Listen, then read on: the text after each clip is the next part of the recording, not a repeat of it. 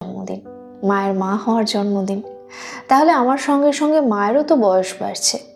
কেন জানি না মনে হয় মায়েদের বয়স যদি একটা নির্দিষ্ট সংখ্যা এসে থমকে দাঁড়িয়ে যেত, মাকে হারানোর ভয় যদি অবচেতন মনে বাসা না বাঁধত, তাহলে হয়তো পৃথিবীর যাবতীয় দুশ্চিন্তা মাথায় নিয়েও অনেক বেশি নিশ্চিন্তে থাকতাম।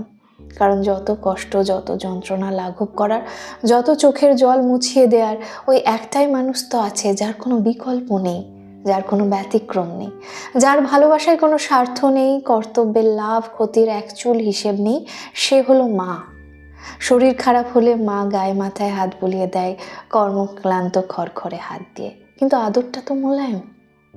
কত রকম স্টাইলে চুল বাঁধতে পারি, তবু প্রতি সন্ধ্যায় চিরুনি দিয়ে জ্বর ছাড়িয়ে বিনুনি এঁটে গার্ডার দিয়ে দেওয়ার কি অদ্ভুত প্রশান্তি। জ্বর পেট খারাপে অখাদ্য টেলটেলে ঝোল দিয়ে নরম ভাত মেখে খাইয়ে দেওয়ার কি অপরিসীম তৃপ্তি।